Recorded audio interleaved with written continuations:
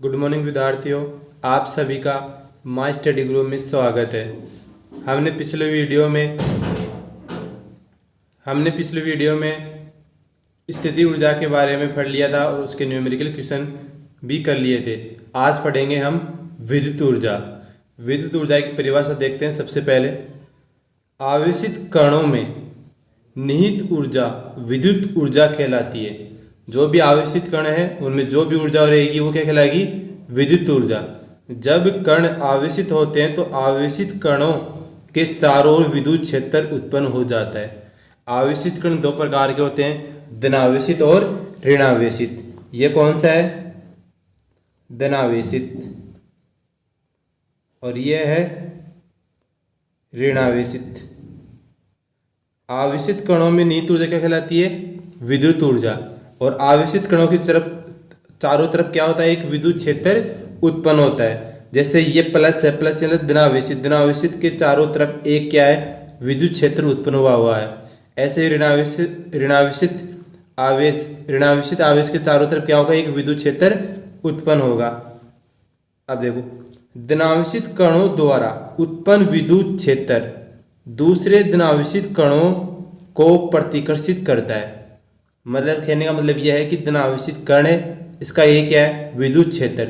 इस विद्युत क्षेत्र में कोई भी धनावेशित कण आएगा तो ये धनावेशित कण क्या करेगा? उसको प्रतिकर्षित करेगा। मतलब प्लस प्लस एक दूसरे को क्या करते हैं? प्रतिकर्षित करते हैं।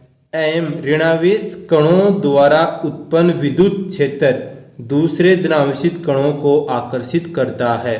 इस लाइन का भी मतलब समझो। ऋणावेश कणों द्वारा उत्पन्न विद्युत क्षेत्र, ये रहा आपका ऋणावेशित कण, इसके चारों तरफ ये क्या है? विद्युत क्षेत्र उत्पन्न हुआ है। दूसरे धनावेशित कणों को क्या करेगा? आकर्षित। यदि इस विद्युत क्षेत्र के अंदर कोई भी धनावेशित कण आएगा, कोई भी क्या आएगा? धनावेशित कण आएगा तो उसको क्या करेगा? अपनी तरफ आकर्षित करेगा। जैसे आपको चिन्हों से भी पता चलेगा। ये क्या है? बाहर की तरफ निकला इसका विद्युत क्षेत्र, ये क्या करता है? प्लस को प्रतिकर्षित करता है। इसमें तीर के निशान अंदर की तरफ आ रहे, क्यों? ये प्लस को क्या करता है? आकर्षित करता है। तो ध्यान रखना, प्लस प्लस एक दूसरे को क्या करते हैं? प्रतिकर्षित करते हैं, और माइनस प्लस को क्या करता है? आकर्षित करता है। तो आपको पता चलेगा होगा प्लस में क्या होती है? तीर का निशान बाहर की तरफ निकलता है विद्युत क्षेत्र, इसमें अंदर की तरफ आता हुआ दिखाई देता है। तो ये लाइन भी समझ में आ गया आपको। आगे देखो, परिपाटी के अनुसार विद्युत क्षेत्र की दिशा हमेशा उस ओर इंगित करती है जिधर एक द्रवांशित कण उस क्षेत्र में गति करता है। मतलब आप इस लाइन का कहने का मतलब यह है कि विद्युत ऊर्जा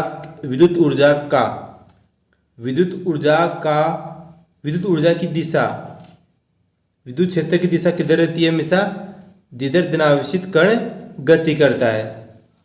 मतलब जिधर धनावेशित कण जाएगा उधर ही क्या जाएगी? विद्युत धारा जाएगी। विद्युत ऊर्जा का उपयोग कहाँ करते हैं? बल्ब, पंखा, विद्युत press, hair dryer, geyser, mobile आदि में किया जाता है। इन सभी में किसका उपयोग करते हैं? विद्युत ऊर्जा का। आपको एक चीज याद रखनी है, नोट। 1831 में माइकल फेराडे ने विद्युत जनित्र की खोज की थी। तो आपको याद रखना है कि विद्युत जनित्र की खोज किसने की थी? माइकल फेराडे ने। ये क्वेश्चन पूछा जाता है छोटा सा। विद्युत जनित्र की खोज किसने की थी? माइकल फेराडे ने। ये विद्युत ऊर्जा पढ़ ली। विद्युत ऊर्जा क्या होती है? आवेशित कणों में निहित ऊर्जा क्या कहलाती है? विद्युत ऊर्जा कहलाती है। और विद्युत ऊर्जा में दो कण होते हैं, ऋणावेशित और धनावेशित। अब देखो, एक चित्र की सहायता से समझते हैं कि विद्युत ऊर्जा बनती कैसे है।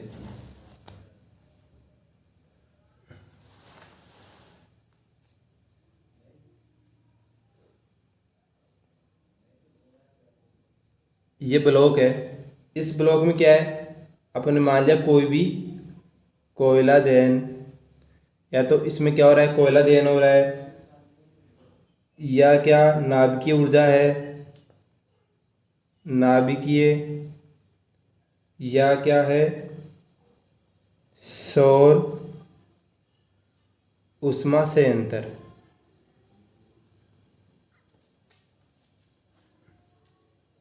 एक बार आप डायग्राम को देखो, अभी आपको समझाते हैं। यहाँ पे आपका है पानी, यहाँ आपकी भाप, यहाँ आपका है टरबाइन व जनित्र, और यहाँ आपका है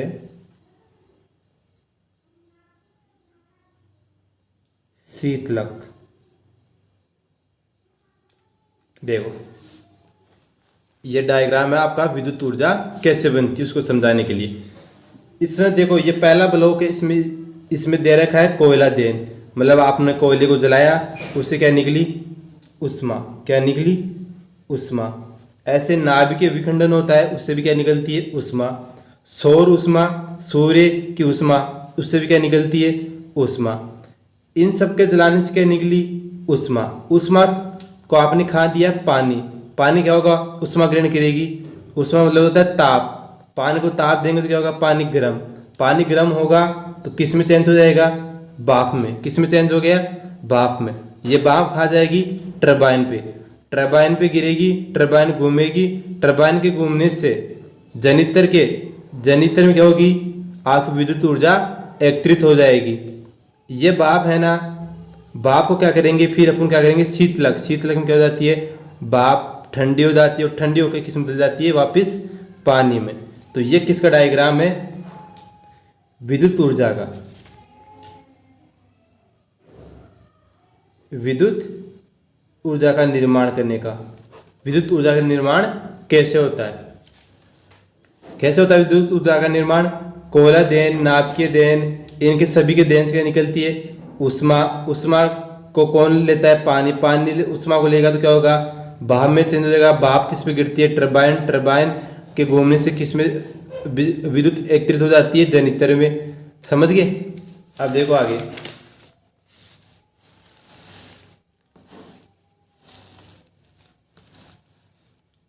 निम्न प्रकार के विद्युत संयंत्र ही जिनके माध्यम से विद्युत ऊर्जा बनती है।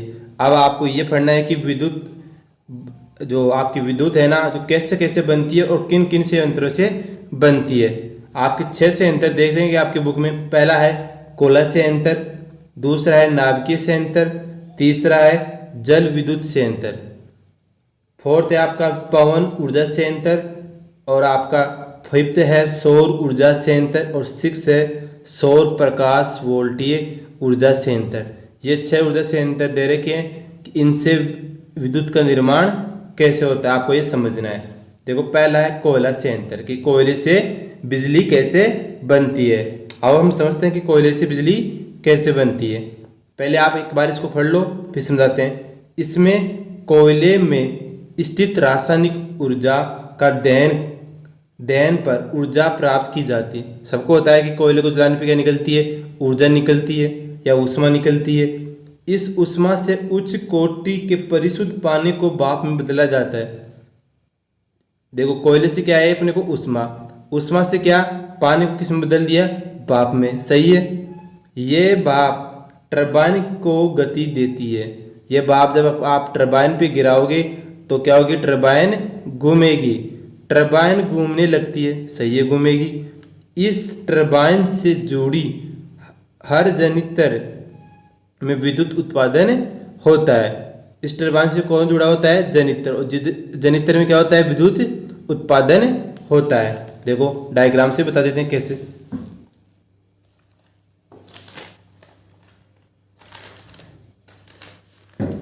देखो माना कि यहाँ पे क्या हो रहा है आपका? कोयले का दहन। यहाँ क्या क्या हो रहा है? कोयले का दहन हो रहा है। कोयले के दहन से क्या निकलेगी? सबको पता है क्या निकलेगी? उष्मा निकलेगी। क्या निकलेगी? उष्मा। ये उष्मा कहाँ जाएगी? पानी में। कहाँ जाएगी? पानी में। ठीक है, निशान देखते जाओ। कोयले का दहन हुआ, कोयले के दहन से क्या निकली? उष्मा। उष्मा को अपने किस में भेज दिया? पानी में। पानी उष्मा ग्रहण करके किस में बदल जाएगा? भाप में। किस में बदलेगा? भाप में। ये किस में चेंज हो गया? भाप में। अब फिर क्या बताया था? भाप किस पे गिराई जाएगी? टरबाइन पे। किस पे गिराई जाएगी? टरबाइन पे। यह आपकी टरबाइन, और टरबाइन से कौन जुड़ा होता है? जनरेटर, जिसमें क्या हो, क्या आपकी बिजली उत्पादन होती है।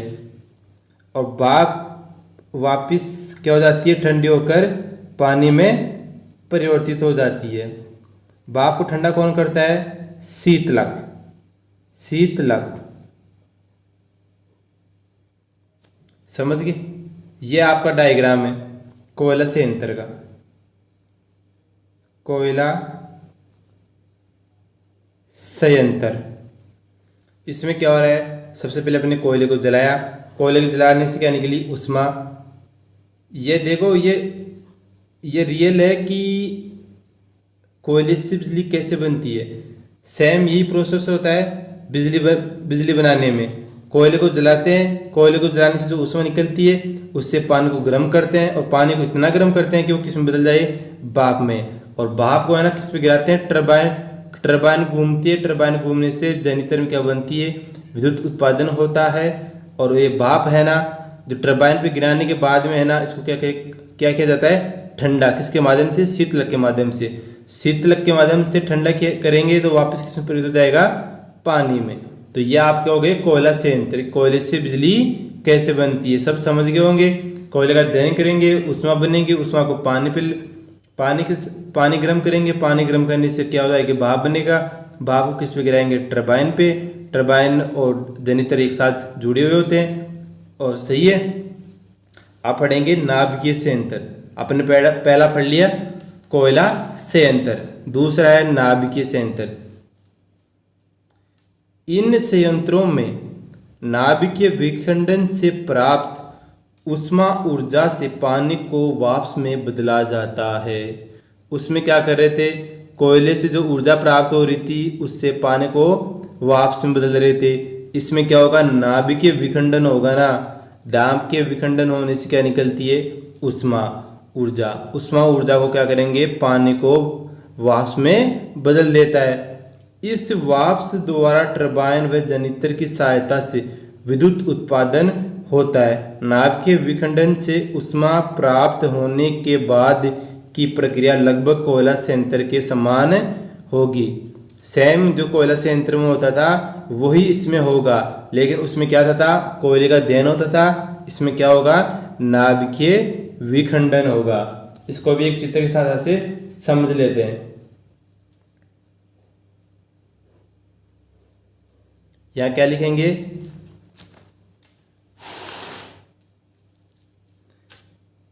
नाभिकीय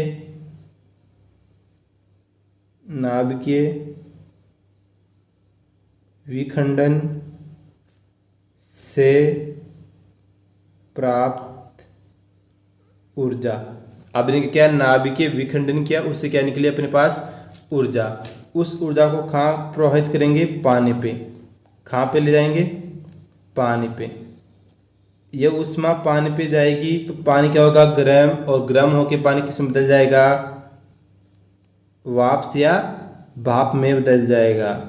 वाष्प या भाप में बदल जाएगा। अब भाप किस पे जाएगी? आपकी टरबाइन पे। किस पे जाएगी? टरबाइन पे। और टरबाइन के साथ कौन रहता है? जनरेटर।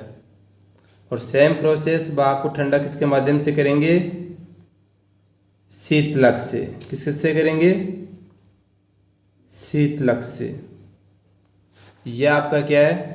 नाभिकीय संयंत्र।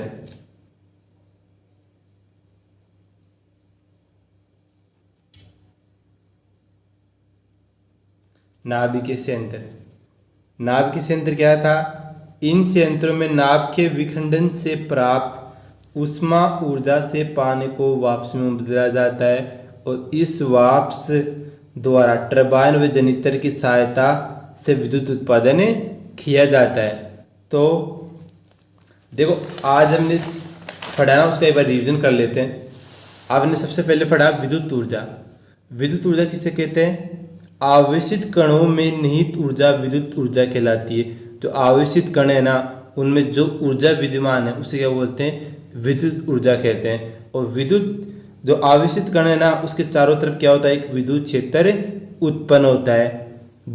और आवेशित कण दो प्रकार के होते हैं, धनावेशित और ऋणावेशित। मैंने ये बताया कि धनावेशित कण अपने विद्युत क्षेत्र में किसी दूसरे धनावेशित कण को क्या करते हैं, प्रतिकर्षित करते हैं। मतलब प्लस प्लस एक दूसरे को क्या करते हैं, प्रतिकर्षित करते हैं, प्रतिकर्षित करते हैं। और प्लस माइनस क्या करते हैं, एक दूसरे को आकर्षित करते हैं। तो ये ध्यान रखना कि एक धनावेशित कण के विद्युत क्षेत्र में दूसरे धनावेशित कण के आने से क्या होगा, प्रतिकर्षित।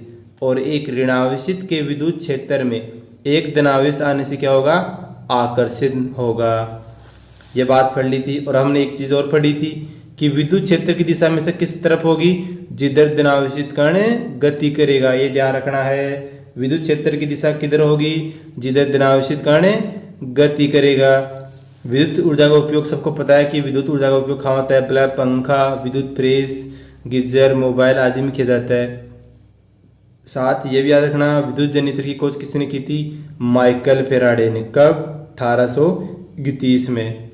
इसके बाद हमने पढ़ा कि विद्युत ऊर्जा बनती कैसे। तो कोई सा भी हो, नाभ के देन, कोयला देन या सौर उष्मा से जो भी उष्मा प्राप्त होती है उसे क्या करते हैं, पानी गर्म करते हैं। पानी को किस में बदलते हैं, भाप में। और भाप किस में गिराई जाती है, टरबाइन में। और टरबाइन की सहायता से क्या बनता है, जनरेटर में विद्युत उत्पादन होता है। इसके बाद हमने पढ़ा विद्युत संयंत्र जिनके माध्यम से क्या बनते हैं, विद्युत ऊर्जा बनती है। मतलब 6 संयंत्र दे रखे अपने को जिनके माध्यम से क्या बनती है, विद्युत ऊर्जा बनती है। उनमें से अपने 2 पढ़ लिए, कोयला संयंत्र और नाभिकीय संयंत्र। कोयला संयंत्र में क्या था, कोयले का दहन करेंगे, कोयले के दहन से जो ऊष्मा प्राप्त होती है उससे क्या करेंगे, पानी को गर्म करेंगे।